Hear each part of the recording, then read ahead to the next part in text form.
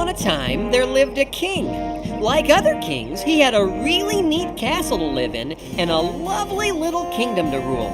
But unlike other kings, this king spent most of his time in the bathtub. Oh yes, his name was George. King George. King George, Your Highness, do you think you'll be coming out anytime soon?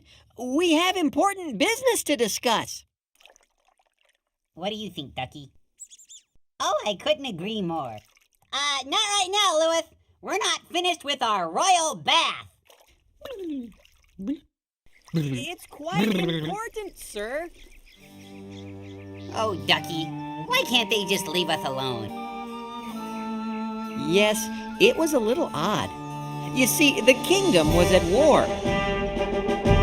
The Great Pie War, to be exact.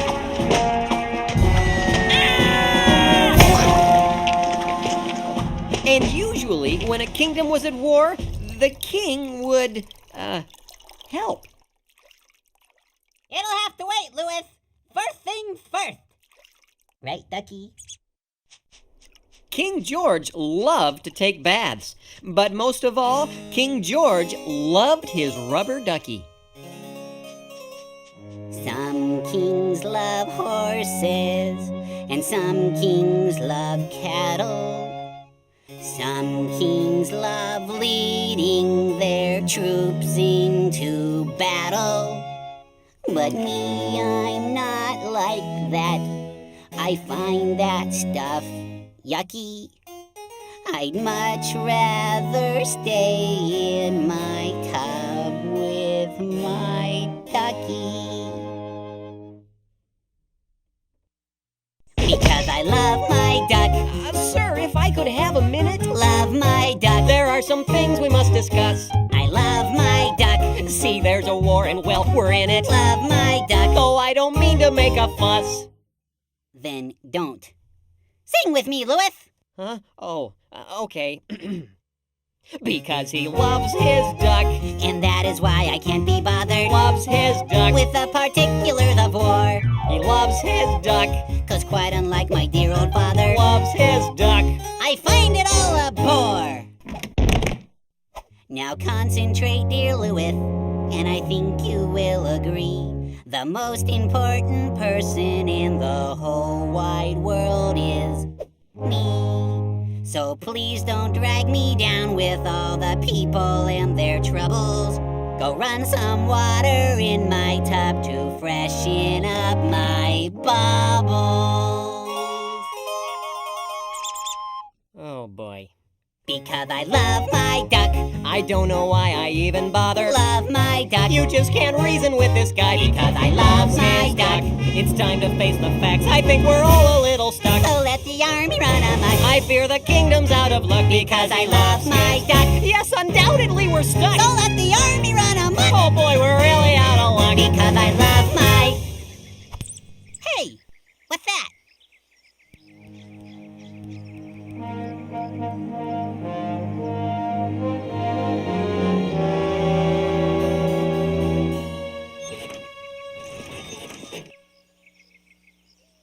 Give me a quarter.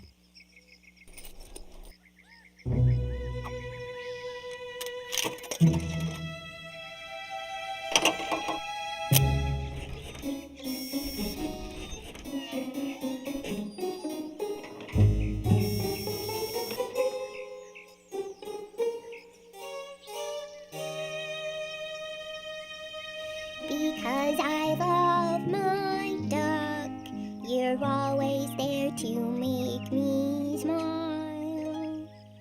I love my duck, you're my very favorite toy.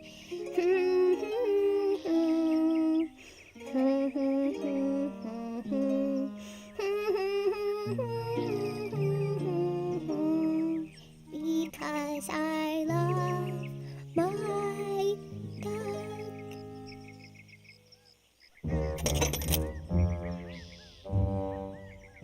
It's beautiful. I want it. What? The house? No, the ducky. Oh. you already have a ducky. What are you saying? That I shouldn't have whatever I want?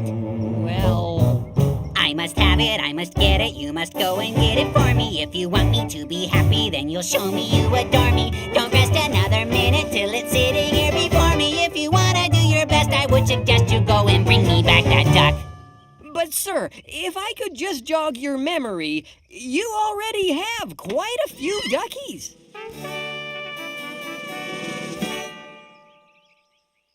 Those are yesterday's duckies. Huh? Well, these are all perfectly good duckies. Why, most of your loyal subjects would love to have even one ducky this nice. I don't like these, I don't need these, I don't want these any longer. My affection for those duckies isn't getting any stronger. To say I can't have what I want, you couldn't be more wronger. Don't ask me to explain, there will be pain if you don't go and get that duck. Our conversation is over. Did you say wronger? What? I don't know. Perhaps. It's more wrong, not more wronger. It had to rhyme. Don't question a king's grammar. Now go and get that duck. But King George, we can't just barge in and take Thomas's duck. Why not? Well, he'll tell people, and then everyone will think you're gonna come in and take their stuff. You can't run a kingdom that way. No, all right. Well, then we'll have to do something about Thomas. What? Come in. Ah, Frederick, my favorite general. How goes the war? As Lewis has told you, the pie war has grown ferocious. We need more men at the front. Lewis didn't tell me that. I was trying to, but you wouldn't come out of the...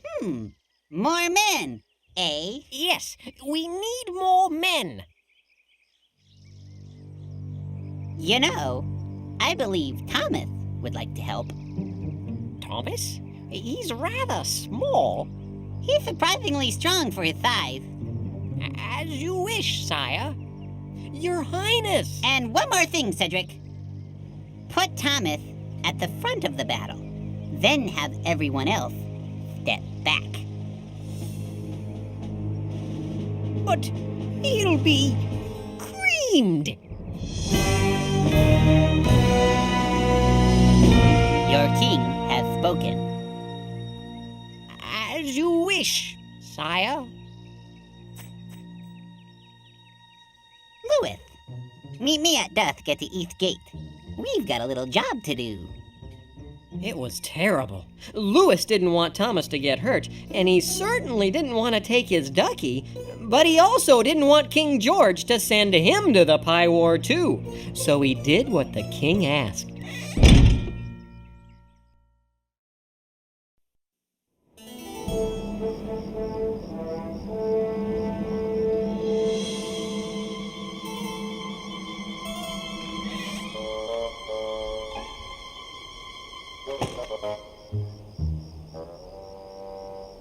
All right, follow me, and try to act inconspicuous.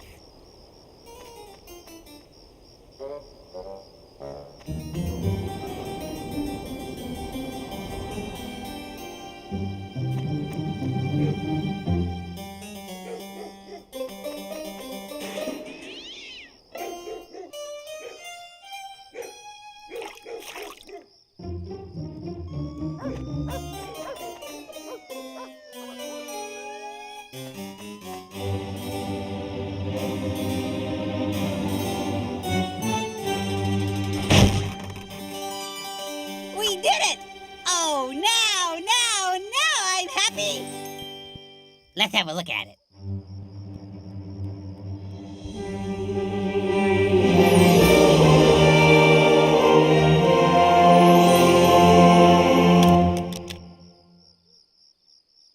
It looks just like your other duckies.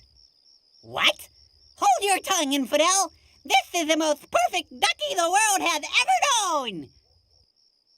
It's time for a bath! Who could that be?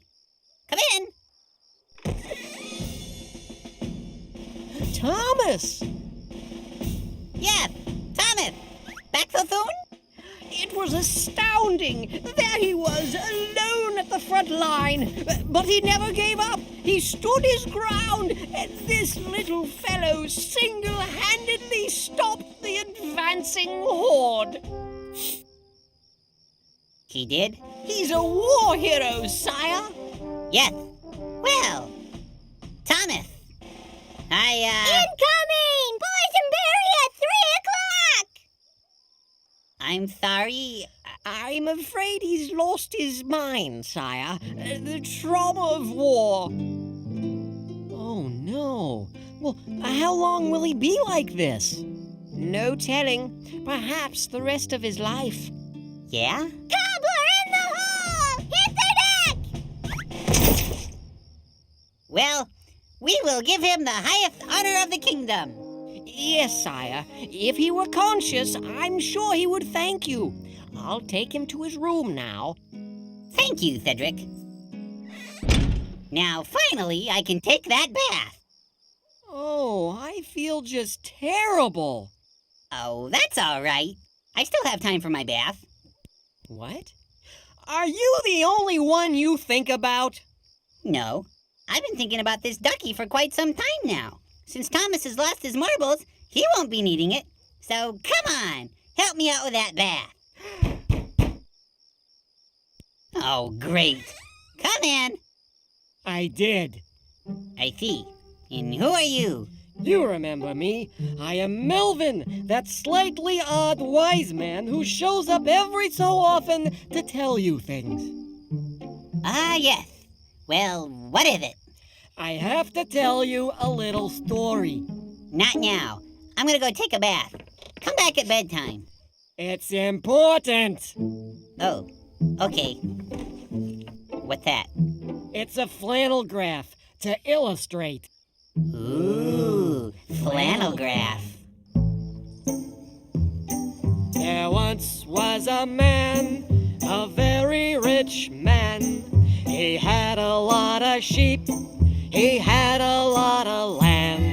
He threw a lot of parties, he was dapper, he was tan. Yes, there once was a very rich man. Okay, great story. I'll see you next time. Wait just a minute, my story isn't done.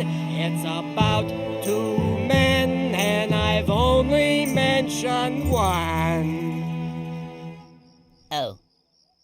There once was a man, a very poor man. He had next to nothing, just a little lamb. But he loved it like a son, and he fed it from his hand. Yes, there once was a very poor man. Then one day, there was a guest at the house of the rich man. What did he do? Have you guessed? To feed the guest of the rich man. Well, let's see. He had plenty of sheep, so he could just share one of his sheep. Not a problem. He took the lamb of the poor man. He took the lamb of the poor man. The rich man took to feed his guest the very, very poor man's lamb. What? Is this a true story? As surely as I stand before you today, my story is true. Who is that man? Tell me. To take the lamb of the poor man, when he had lots of sheep, but the poor man only had one. Man! For his cruelty, he will spend the rest of his days locked in my dungeon. Who is he? Oh, King George, you are that man. What? You are the king. you have many duckies.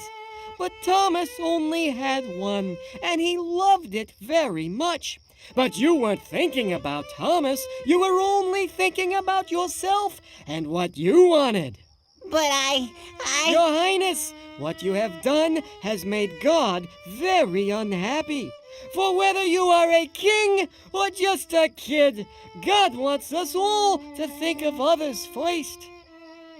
You have been selfish, King George, and when we are selfish, we hurt the people around us, just as you have hurt Thomas.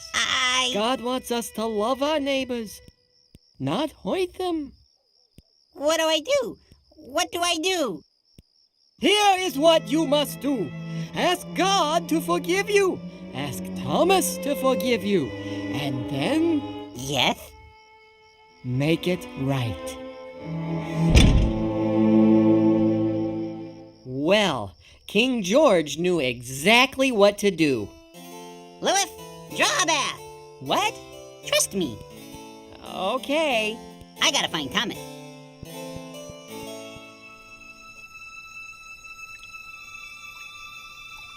He figured a nice hot bath in the royal tub would help Thomas. Hello. Here, let's clean you up a little. And sure enough, he was right. Hey, where am I? Wow, big tub. Am I in heaven? No, silly. It's just my bathtub. I've got something for you. My ducky. King George told Thomas what he had done and asked Thomas if he could forgive him. After thinking it over a bit, Thomas said yes. Then King George prayed and asked God to forgive him too. Yes, sir, being forgiven felt really great. And the people he had hurt, Thomas and even Louis, by making him do things Louis knew were wrong, felt much better once they knew King George was really sorry. Yep, it was a happy day. So, King George, what'd you learn today? What I learned? Let me tell you. Today, I learned that being selfish doesn't pay.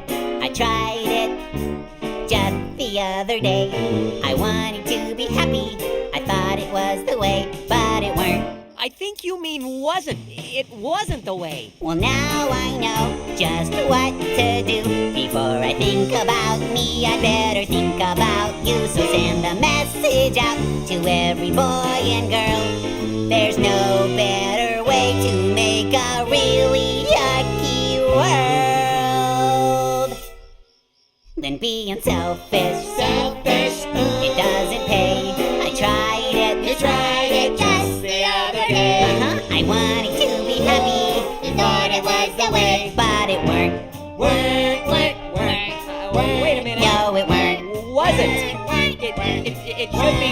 No, it weren't. King George. It wasn't. No, it weren't. Was not. No, it weren't. Wasn't.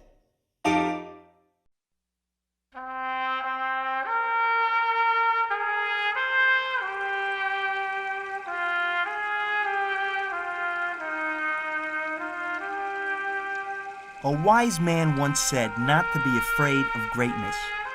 Some are born great, some achieve greatness, and some have greatness thrust upon them. Who is it?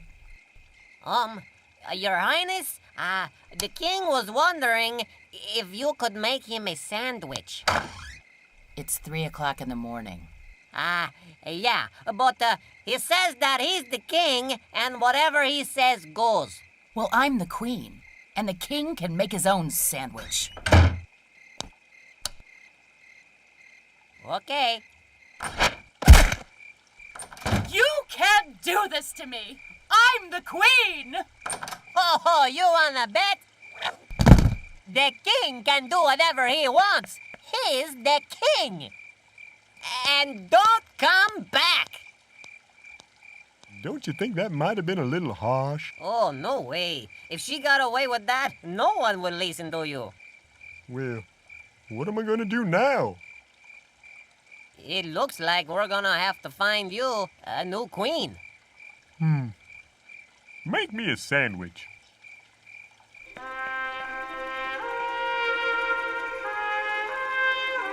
This is the story of a great person.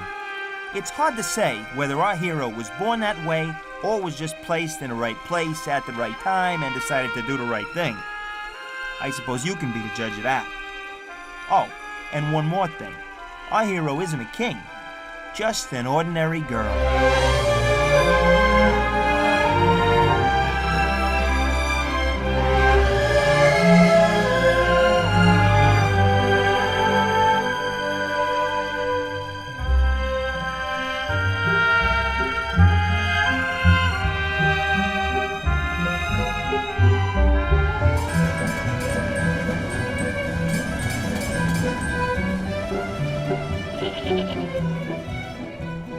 Now, wait a minute. Essie, Yeah?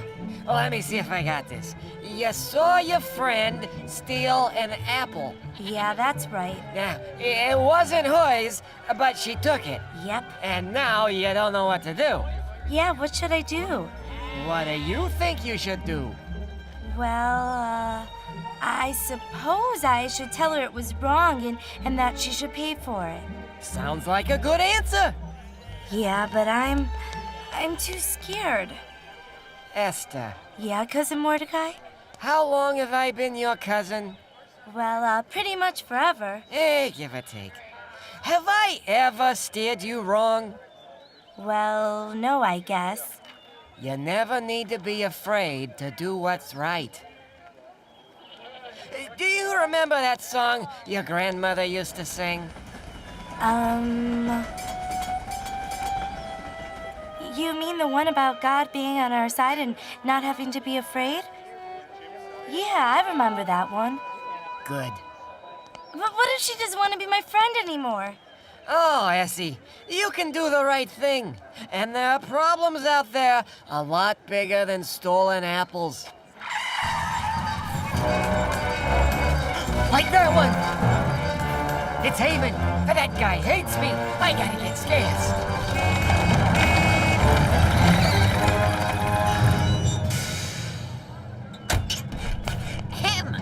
Make way for Haman, the king's right-hand man! Hello, people of Persia! His Royal Highness, King Xerxes, finds himself, for reasons that do not concern you, in need of a new queen.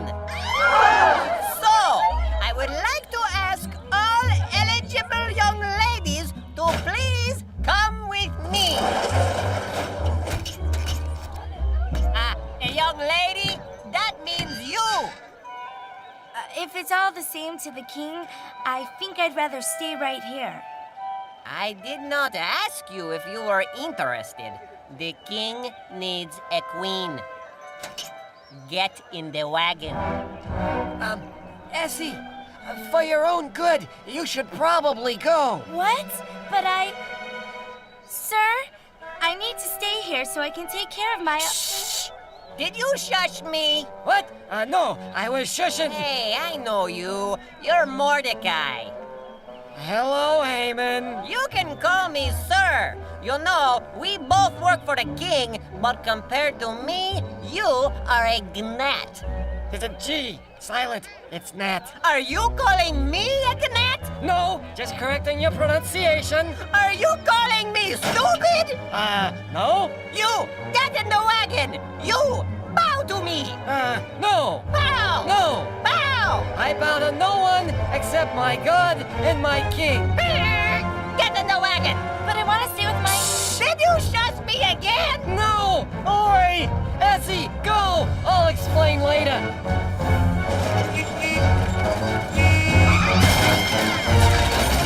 Mark my words, old man. One of these days.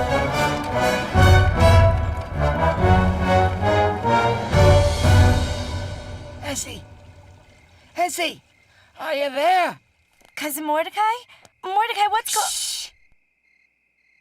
Okay. Sorry about all the shushing. But look, Haman hates us. Hates our whole family. If he knew I was your cousin, he'd hate you too. And then you could be in grave danger. Esther, you mustn't let anyone here know that you're part of our family. But I don't even want to be here. Why do I have to be here? Oh, Essie, I don't know the future, but God does. Maybe there's a reason. I'll come visit you again.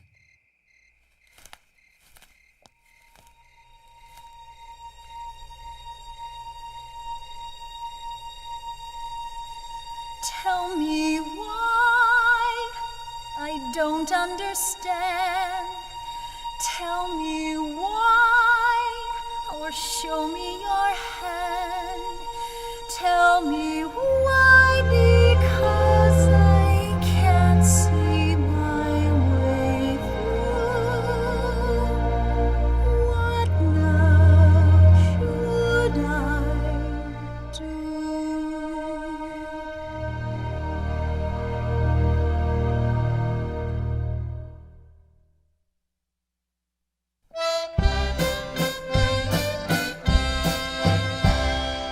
Puppies are cuddly, puppies are cute.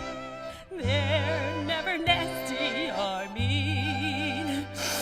I give a home to all the lost puppies. If ever one day I were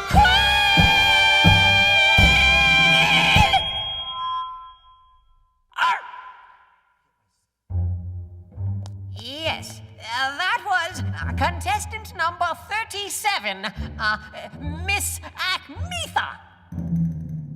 What am I gonna do with all those dogs? Next! Yes. Now, all the way from Babylon, home of the Hanging Gardens, Miss Babylon.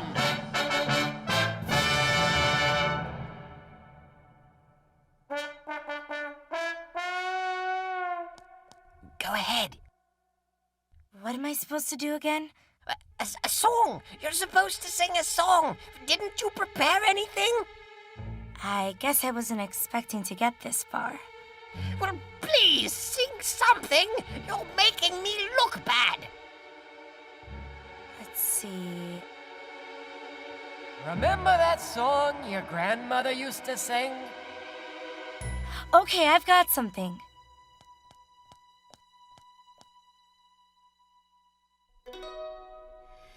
The battle is not ours.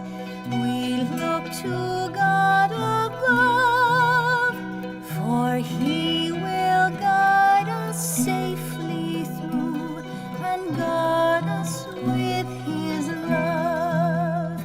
So do not be afraid.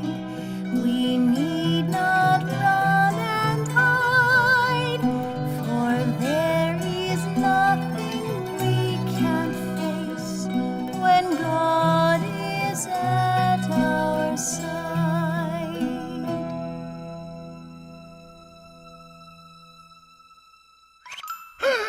Oh, yes! We have a new queen! What's your name, dear? Ladies and gentlemen, may I introduce you to Queen Esther!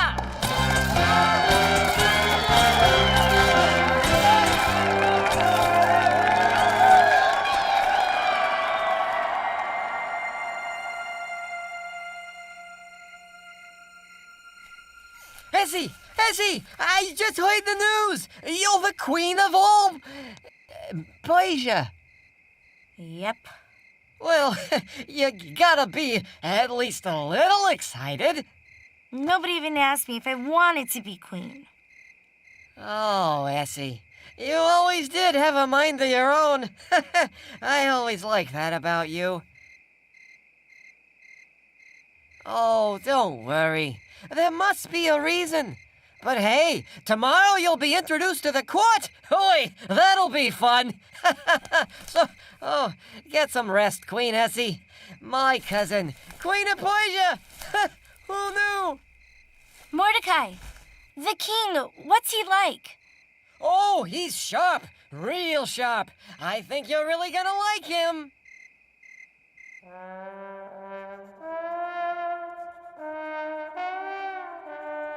Do you think she's gonna like me?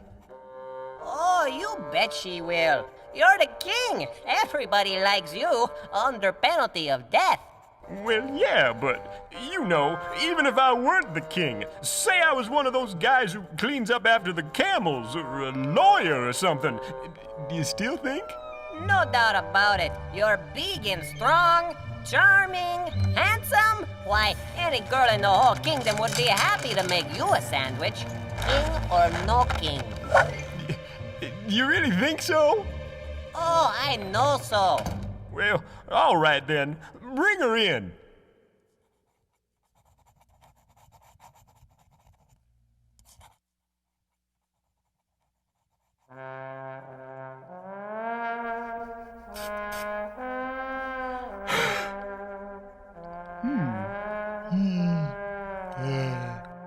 Huh?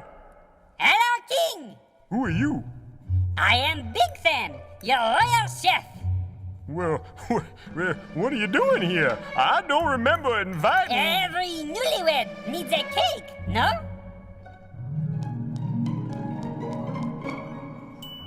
Oh, my. Well, that's lovely.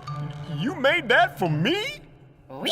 Oh, you shouldn't have. It looks delicious. Why don't you bring me over a piece? Well, you know, I was thinking you could come over here to eat it. Well, I always eat right here on my throne. Why would I need to come over? Oh, King, it's the light. The light in this particular spot is just right. You can only appreciate the full beauty of this confectionery masterpiece in their proper light.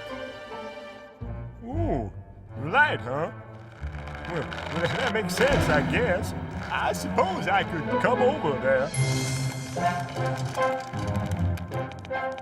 Hey, who's this guy? I am the royal chef. I've never seen you. I'm, new. He made me a cake. Psst, isn't that nice? Did you invite him? No. Did you tell him what can happen to someone who appears before you uninvited? Well, no. I was too busy thinking about that cake. Doesn't it look yummy? Stop! It's a trap!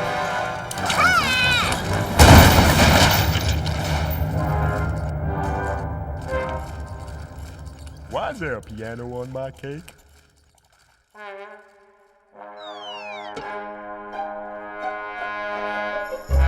Seize them!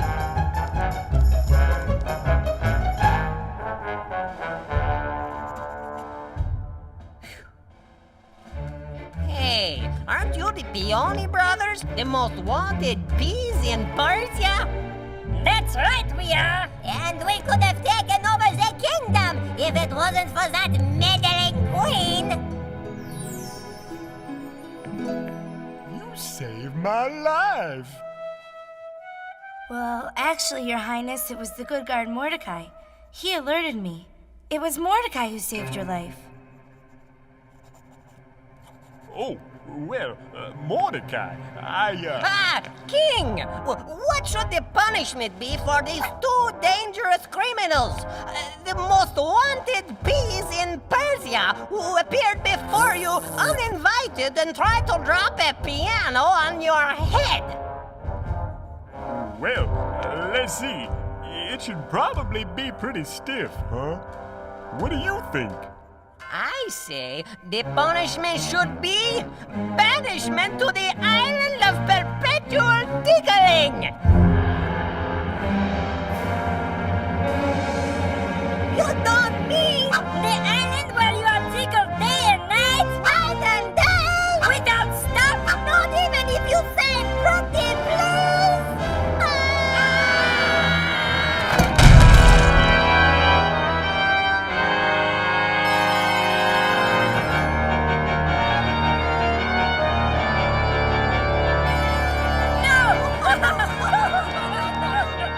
There are two things you don't do in Persia. One of them is trying to drop a piano on a king's head. The other is appearing before him uninvited.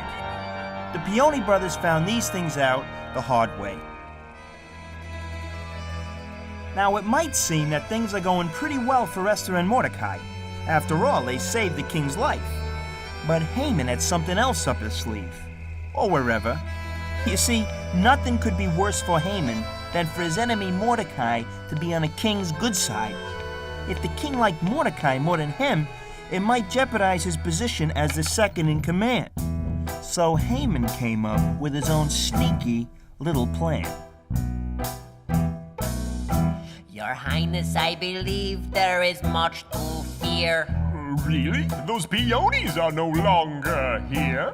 A much greater danger may await you now. How's that possible? With permission, Your Highness, I'll tell you how. Go on. It's my duty to inform you, and if I'm correct, to ignore this great emergency would be neglect. It's the motto of my office, serve and protect. There are those who walk among us who show no respect. Really? The law must be adjusted.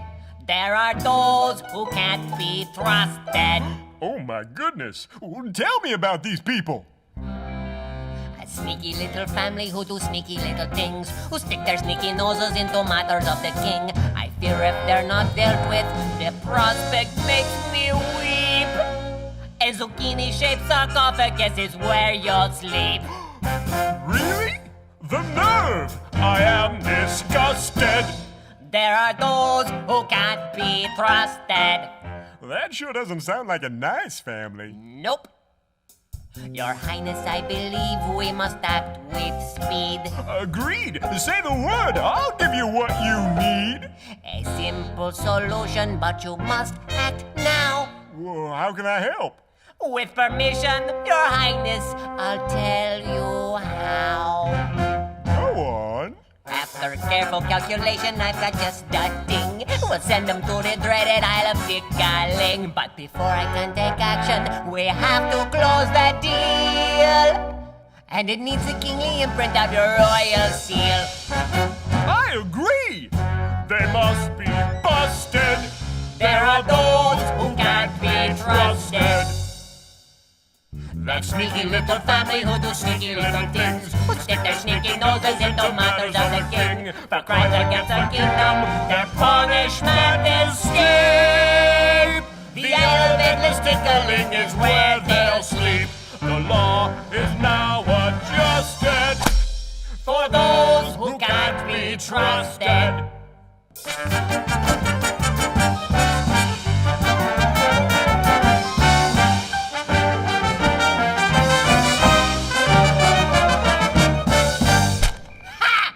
Mordecai is busted.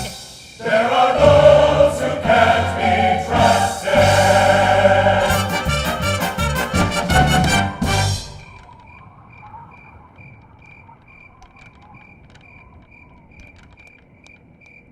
Huh? What's this? Oi! Essie! Essie! Essie! Cousin Mordecai? What is it? Oh, he's done it! He's finally done it! Who? Done what? Look! What's this? It's an edict. In just a few days, all of us, our whole family, will be sent to the island of perpetual tickling. What? Who did this? Oh, who do you think? Haman! I told you he hates us, hates our whole family, and now he's done it. He got the king to sign this, and we'll all be banished. Oh, what are you gonna do? That's just it. I can't do anything. I'm just a guard. But you're the queen. What do you mean? You must go to him. You must go to the king. What? Don't you know what happens to people who appear before the king uninvited? Esther! Remember the Peony brothers? Esther! There is no other way! You are the only one who can stop this! No, I'm not gonna. I didn't even want to be the queen. No, you're smart, Mordecai. Think of another way. Esther, there is no other way. I wasn't even brave enough to go to my friend about the apple, and now you want me to go to the king? Even if he doesn't banish me for showing up, why would he listen to me? I mean, Haman is his right-hand man.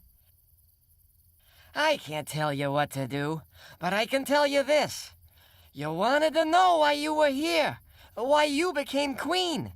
I told you God must have a reason. Esther, perhaps he put you here for such a time as this. Perhaps this is the reason. Esther, you never have to be afraid to do what's right. I'll pray for you. We'll all pray for you.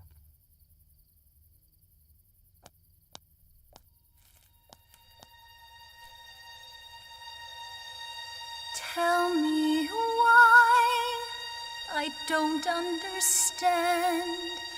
Tell me why, or show me your hand. Tell me why, because I can't see my way through. What now should I do?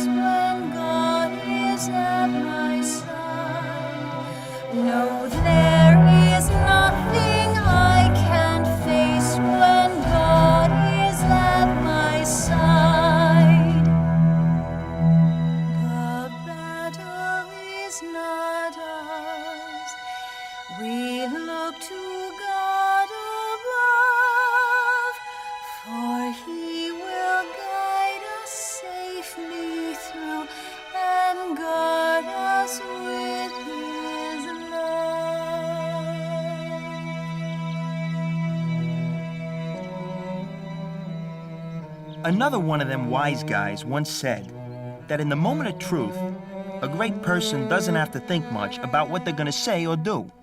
They just speak and do what's right. Esther knew what she had to do was right, so she figured she didn't have to be nervous.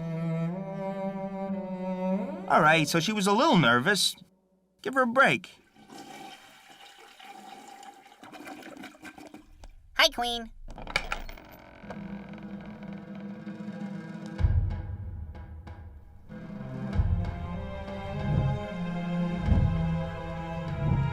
So we're all set. I got the big boat reserved for Friday. 2 more days and we'll be rid of that dangerous family forever. Good work, Haman. What would I do without you?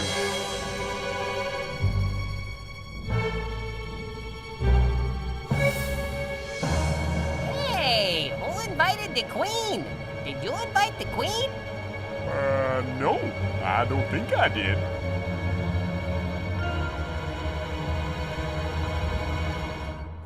But that's okay. Come on over here, Queenie Poo.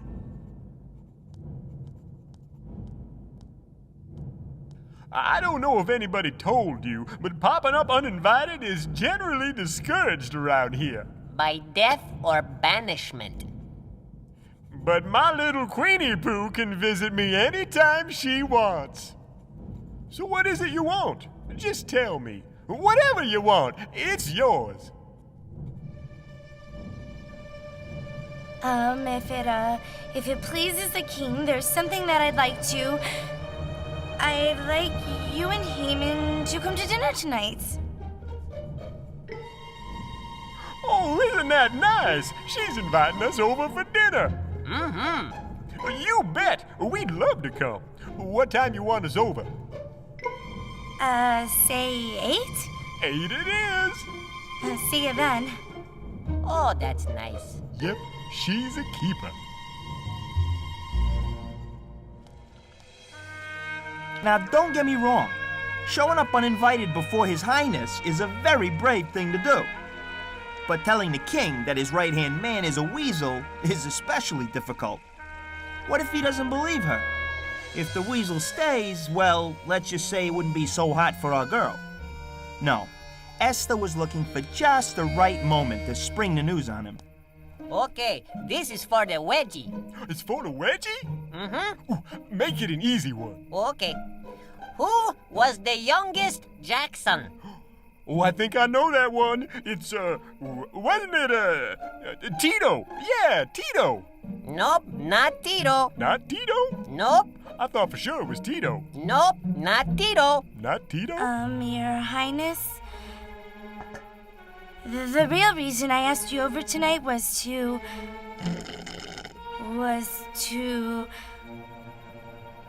see if you would both like to join me for dinner again tomorrow night. Well, sure. Oh, yeah. That sounds I'd great. love to come. Are you sure it wasn't Tito? Nope, not Tito.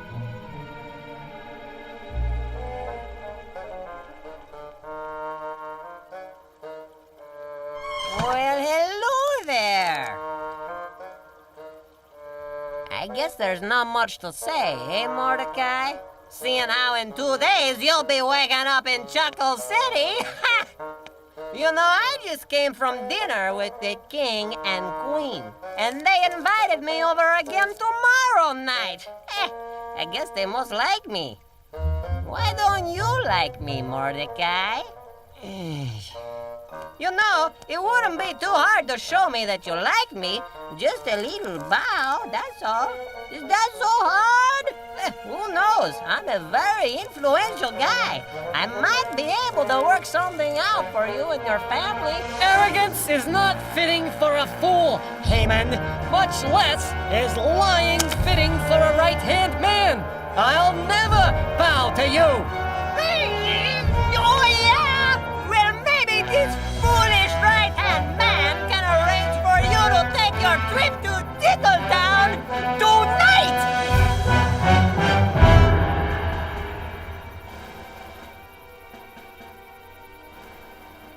9:28 a.m. King puts on his slippers and brushes his teeth. 9:32. King cuts himself shaving. Ouch. I remember that one. How about something more recent? You got anything more recent? Thanks for doing this. You know, it really does help me sleep.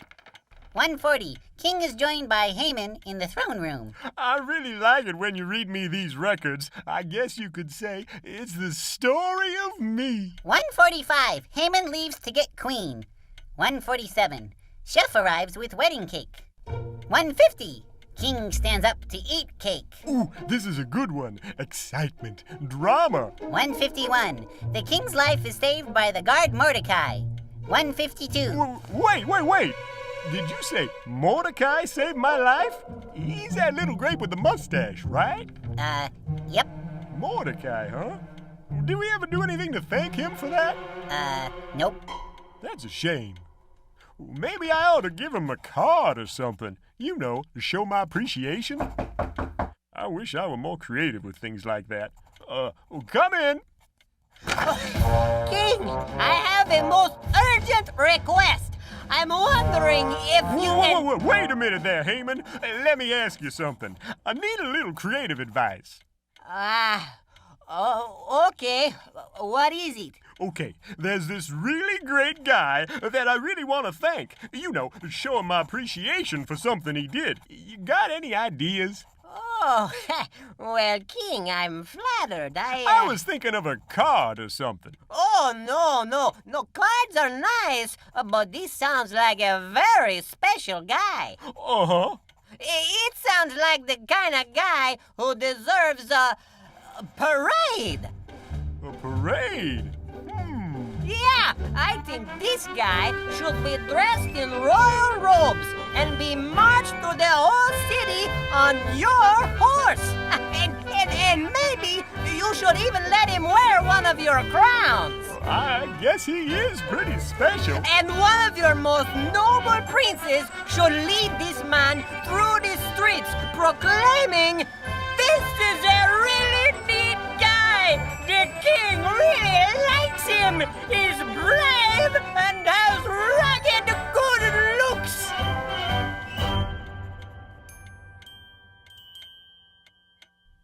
You see, Haman, you're the creative one around here. What would I do without you? Oh, well, thank you, Your Highness. All those things you mentioned, every last one, do that for the good God Mordecai, the man who saved my life. And you be the one to go with him on that parade, okay? I knew I could count on you. Lucky thing you dropped by. Now, what was it you wanted? You know, maybe you should just ask me tomorrow. I'm getting kind of sleepy. Good night. They say that pride comes before a fall. It looks like nobody told that to Haman. But if Mordecai, Esther, and their whole family are going to be saved, Esther's got to come through. And she's only got one more chance.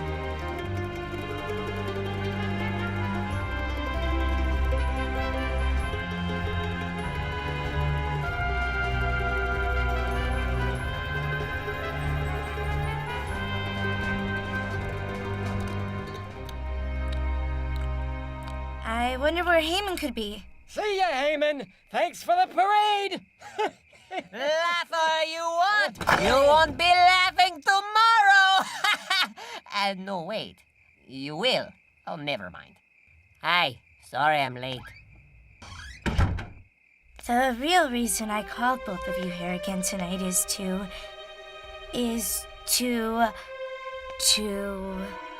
Remember, Esther, you never need to be afraid to do what's right. Your Highness, someone is plotting against my family. Tomorrow, my people and I will be banished to the island of perpetual tickling. What? Banish my queen? Oh, who would dare? It's Haman. Is this true? I don't know what she's talking about. She's crazy. It is true. Can you prove this charge? I'm telling you, she's making it up. Wait a minute. Well, that's Mordecai. I just gave him a parade. Mordecai is my cousin. His family is my family. You had me banish the man who saved my life and my own queen? For your punishment, Haman, you ought to be sent to the island of perpetual tickling along with anyone else who dares scheme against my queen and her family.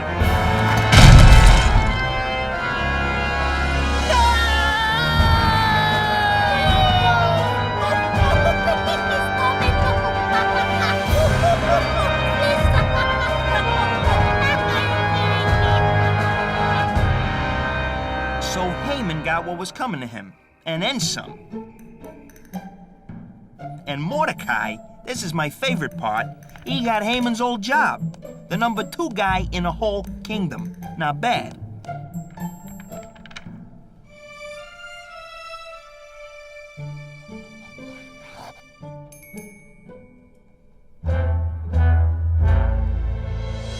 And Esther, what a gal! She showed more courage than 10 kings and saved her people. No, she wasn't born for greatness. She didn't go to school for it. She just learned that sometimes God has plans so big only He can see them. All she had to do was believe. Yup, she was just a regular kid. Just like you.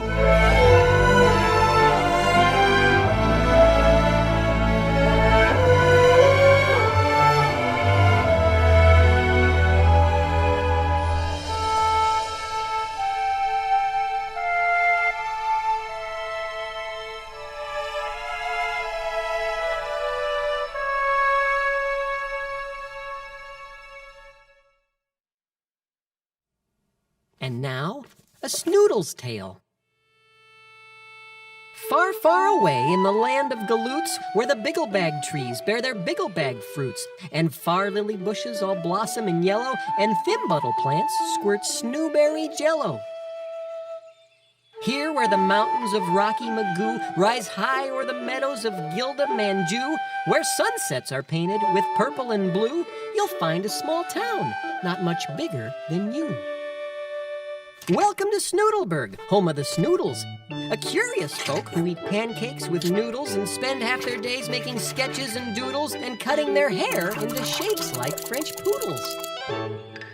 Now, right in the heart of this curious town is a curious building, the tallest around, with a clock at its top and a chute at its bottom. 'Tis pink in the spring and turns red in the autumn. But weirder by far than its color or height is what happens there every fourth Tuesday night. As strange as it seems, it has been demonstrated that Snoodles aren't born, but rather created. Every fourth Tuesday at 9:15, the tower will shimmy and rattle and whine, and as the town nibbles on bigglebag fruit, a shiny young Snoodle will drop from the chute. That's where they come from, though no one knows why, nor who could have built the great tower so high. These mysteries of life befuddle most Snoodles, who'd much rather focus on pancakes and noodles and cutting their hair into shapes like French poodles. Yes, most found the tower too noisy and strange, until one small Snoodle made all of that change. This little Snoodle was much like the others. He came without siblings, no sisters or brothers. He came without money, a mom or a dad. The pack on his back was all that he had. This is peculiar, the little guy said. I came from a chute and I fell on my head? What do I look like? What am I for? He pondered those questions and then thought of more. Checking my bag is a good place to start. He pulled out some paints. Maybe I'm good at art. The next thing he found was a Snoodle kazoo. Hey, what do you know? I can make music too. Then back on his pack, he pulled a small string, and out from the sides popped 2 little wings. Amazing, he said with a gleam in his eye. I can paint, play kazoo, and now I can fly. Wait till the others see all the great things I can do with my paints, my kazoo, and my wings. So he packed up his paints and his Snoodle kazoo, and he hopped off to show them all what he could do. There from the top of a short, stubby wall, the big Snoodles heard the new small Snoodle call. Come watch me, you guys, as I head for the sky. He straightened his wings with a gleam in his eye. Then he jumped, and he flapped like the red-snootered finches that fly from the plains to the peak of Mount Ginches. His flight, unlike theirs, covered only 12 inches. You call that flying? You think you're a bird? We've never seen anything quite so absurd. The old Snoodle snorted, he sniggered, he shook. I'll paint you a picture to show how you looked. The brushstrokes were skillful, the colors were coolish. The story they told made the young one feel foolish. Take it from us, said a Snoodle named Lou. Flying just isn't what you're meant to do. The young Snoodle drooped. He felt his heart sag. The painting the old Snoodle placed in his bag. Carry this with you, the old Snoodle said, so visions of flying don't go to your head. The weight on his back was as heavy as lead.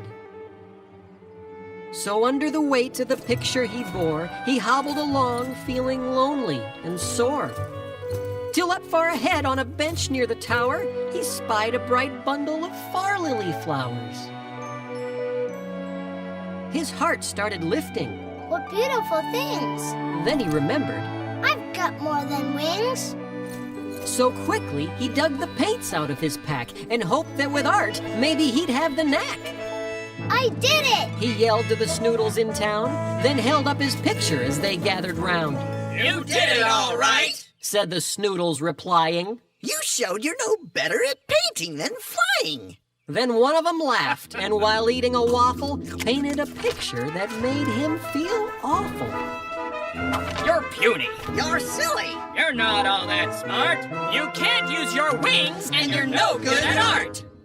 That picture, too, was placed in his pack and made his heart slump just as low as his back. I'm ugly, I'm foolish, and so very small. I don't think I should be with Snoodles at all.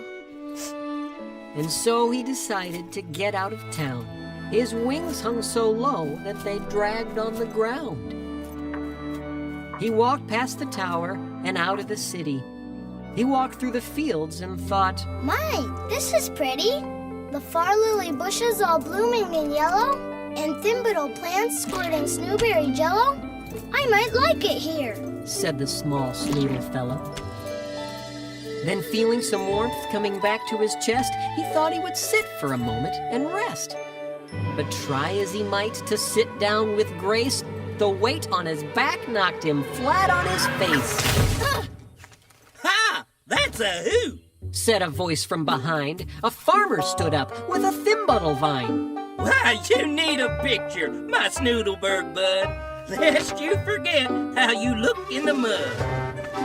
And so in an instant, the picture was done and placed in his backpack, which now weighed a ton. The poor Snoodle struggled. He wobbled, he groaned. He stood to his feet and he said with a moan, Is there anywhere I can be truly alone? Just then overhead flew two red snootered finches, winging their way toward the peak of Mount Ginches. I see, said the Snoodle. Then that's what I'll do. The home for those finches will be my home too. So painfully, struggling under his pack, the small Snoodle inched up the big mountain's back. He crawled over boulders in rain and in lightning. He trudged on, though the journey was frightening. Till finally on Sunday, at 2:15, he spied all the meadows of Gildamanju and realized he was on top of Mount Ginches, alone with the wind and his thoughts and the finches. He thought of the Snoodles. He thought of the tower. He thought of the bell that would chime on the hour. He thought of his pack and his very long walk. He thought it so loudly, he heard his thoughts talk. Hello, said his thoughts. You've made quite a climb. That voice, he remarked, doesn't sound much like mine. Then he turned and he noticed he wasn't alone, for a man stood behind, near a cave in the stone. He looked like a Snoodle, though quite a bit bigger. Maybe a giant, the small Snoodle figured. I'm going, the Snoodle boy said with a huff. And don't paint a picture, I've got quite enough. But first, come inside, the man said. Have some tea. I'm so very pleased that you're visiting me. The Snoodle boy stopped, though he'd only gone inches, and stared at the stranger he'd found on Mount Ginches. He didn't seem angry. In fact, he looked kind. The poor little boy was confused. Are you blind? I'm puny. I'm silly. I'm not all that smart. I can't use my wings and I'm no good at art. The stranger leaned down with a pain in his heart. Who told you these things? He asked. How do you know? These pictures I have in my pack tell me so. The small Snoodle sniffled and started to go. First, if you please, let me look at this art. That makes your pack heavy and weighs down your heart. Then, picture by picture, he unpacked the bag that bent the poor Snoodle and made his wings sag. Dear boy, said the man. These look nothing like you. Then into the fire the pictures he threw. He rose from his chair, saying, Wait there, you'll see that what you need most is a picture from me. The Snoodle sat patiently, sipping his tea. Then from a room in the back he returned and said, Dear little Snoodle, it's time that you learned what you really look like. And he threw off the sheet, and what the boy saw warmed him right to his feet. The boy in the portrait looked older and strong, with wings on his back that were sturdy and long, and a look in his eye both courageous and free. Sir? Asked the boy. Are you saying that's me? I like to believe it, but sir, I'm afraid to. But I know who you are, the man said, for I made you. I built the tower and set it in motion. I planted the meadow, put fish in the ocean. And I feed the finches, though most Snoodles doubt it. Not one of them falls that I don't know about it. I've seen you fall down in the mud and the goo. I've seen all you've done and all you will do. I gave you your pack and your paints and your wings. I chose them for you. They're your special things. The Snoodle kazoo is so you can sing about colors in autumn or flowers in spring. I gave you your brushes in hopes that you'd see how using them you could make pictures for me. Most of the Snoodles, the old one said sadly, just use their paints to make others feel badly. The young Snoodle pondered the things he'd been told, then wondering something, grew suddenly bold. But sir, if you made this incredible land, can't you make Snoodles obey your command?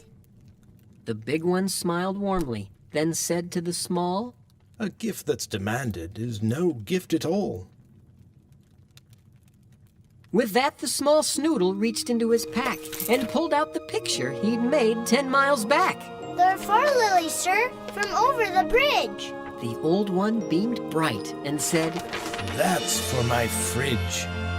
After the small Snoodle's picture was hung, the old one bent down to the face of the young. He said, Here's what you look like. Here's how I see you. Keep this in your pack and you'll find it will free you from all of the pictures and all of the lies that others made up just to cut down your size.